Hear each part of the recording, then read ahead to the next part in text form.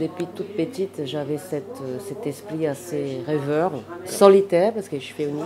Mais comme j'étais pas très douée pour les études, ça vraiment, j'avais de mal. Hein, et je passais beaucoup de temps à dessiner, j'imaginais toujours des choses. Moi, D'accord. quand j'avais 12, 15 ans, mon rêve était de dire ah, je vais aller au Peter New York. J'avais de mal à me concentrer et tout. Et en fait, c'est juste quand je faisais de la peinture, et même à l'école, hein, qui ça m'aidait à À se m'apaiser poser, ouais. et à entrer en moi et avoir tout cet univers avec des flots, des petites choses qu'on parfois on comprend pas, mais qu'on imagine comme dans un rêve. Votre bulle.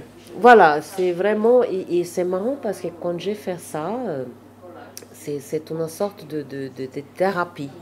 Ouais, ouais. Je rentre là-dedans et je peux passer des heures et j'oublie tout en fait.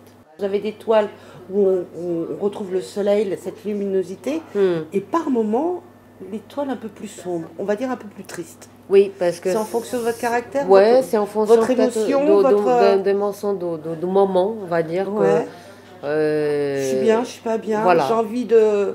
exactement. Et je fais beaucoup des femmes qui sont dans ce petit monde-là, qui pour, réfléchissent dans la nature, elles sont en train de penser, je sais pas, je me vois dans ces femmes-là qui réfléchissent, qui ont besoin de ce temps pour elles.